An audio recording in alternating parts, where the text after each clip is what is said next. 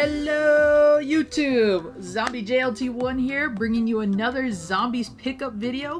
If you thought the last video was nuts, wait till you see what's in store for you guys with the next upcoming videos. And that's right, I said videos because we picked up way too much to put in one video alone. So we're gonna start with part one that I'm gonna call my Craigslist finds. Now, this happened to me at a very interesting time where online sales weren't offering what I was looking for, stores wasn't having what I was looking for, and I honestly thought that the Facebook market scene and Craigslist scenes were kind of tapped out.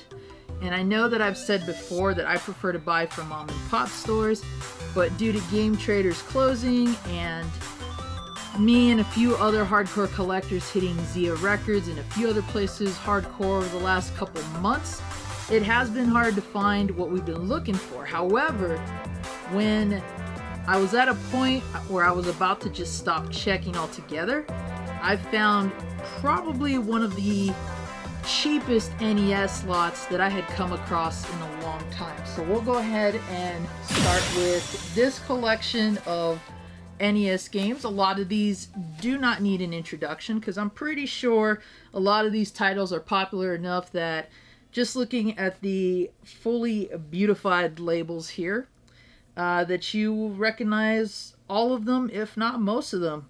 We've got Adventure Island, Back to the Future, Destination Earthstar, Donkey Kong Classics, Duck Hunt.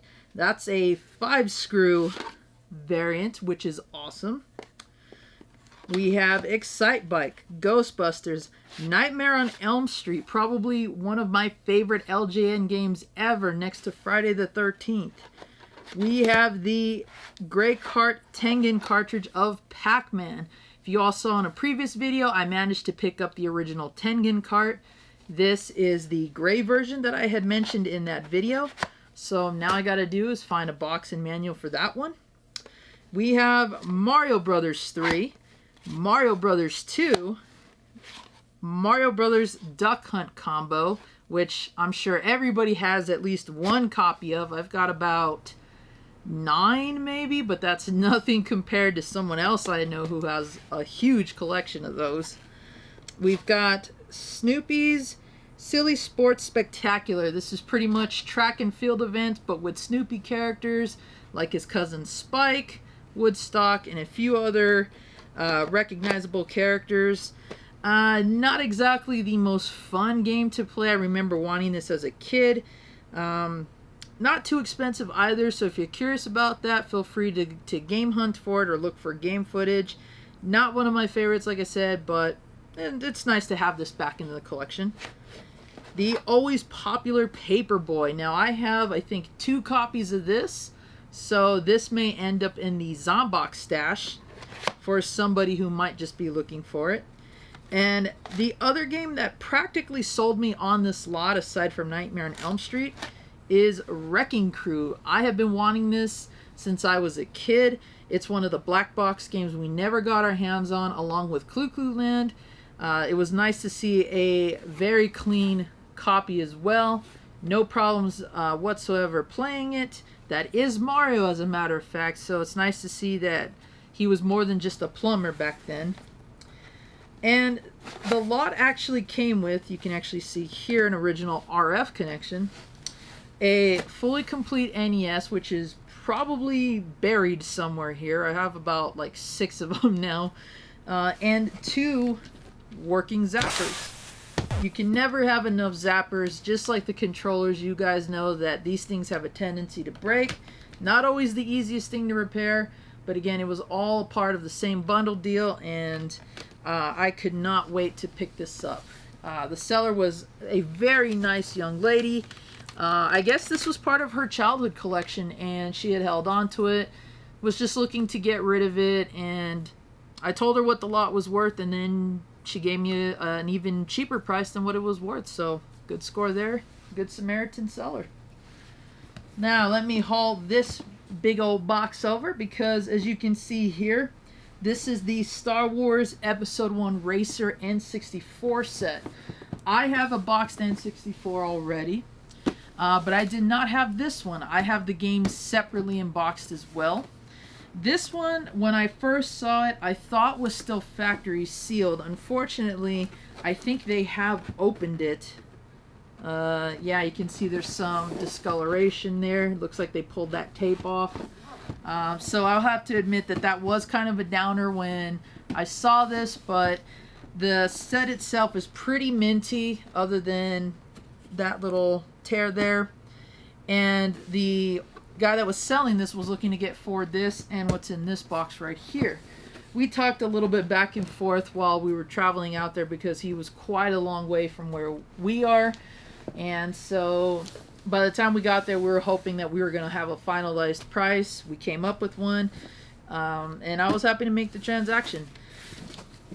Along with that N64, he sold me, let me get these games out of the way here, an original working, I don't know what the heck that was, PS2 system.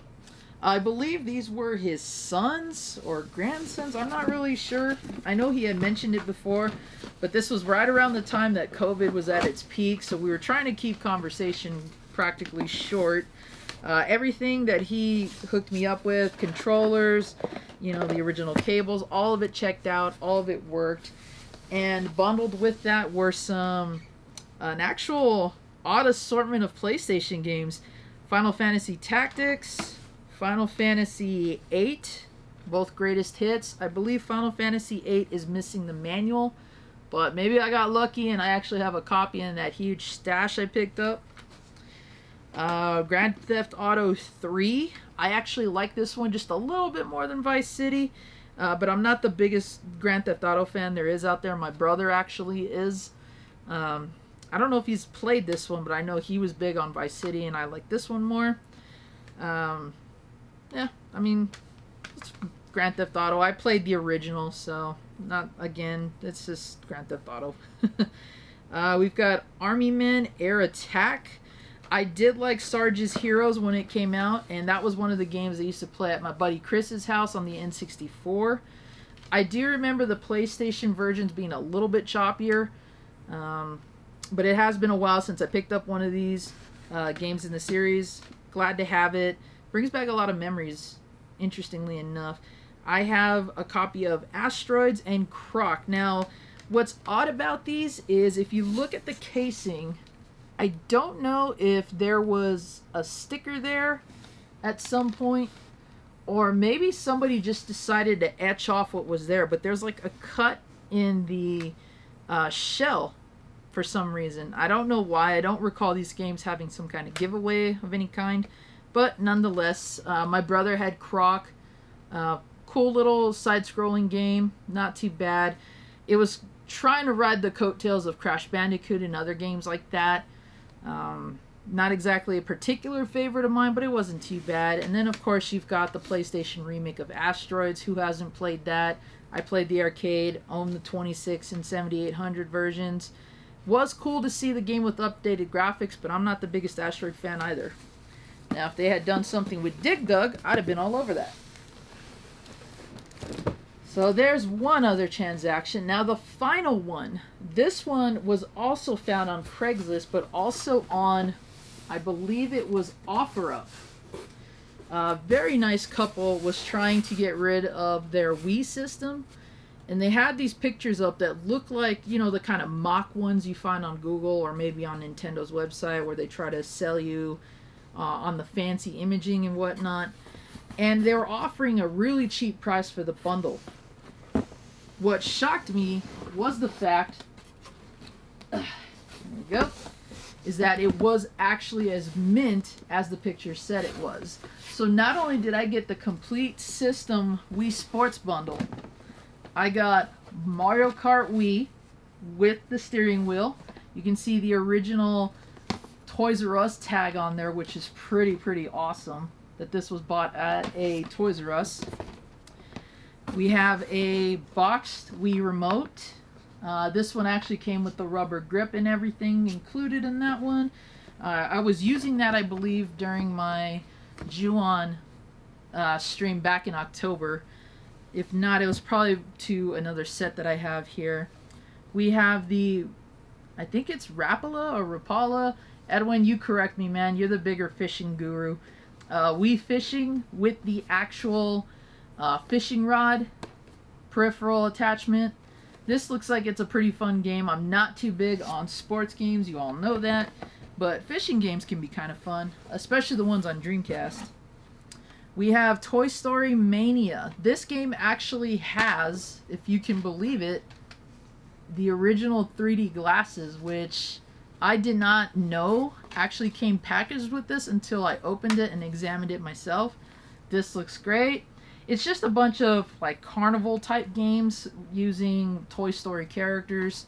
I haven't had a chance to play this with Little Zombie yet, but I'm sure he'll get a kick out of it since he likes Toy Story.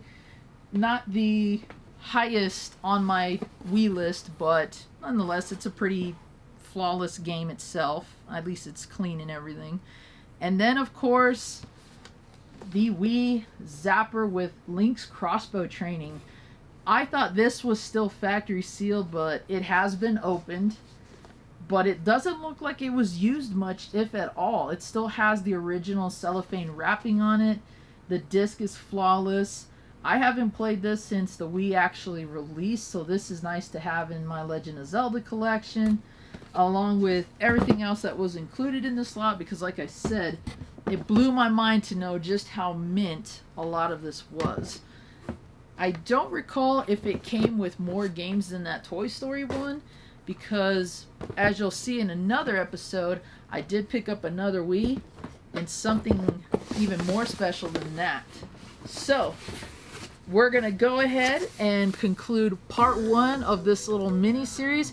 Tune into the next video. You're gonna see even more systems, more games, and probably one of the nicest, hardest to find pieces for me to find, since prices and collectability drove up the sales. So Zombie JLT1, your supernatural gamer, gaming beautician, and king of screens, signing off for now. We'll see you in part 2.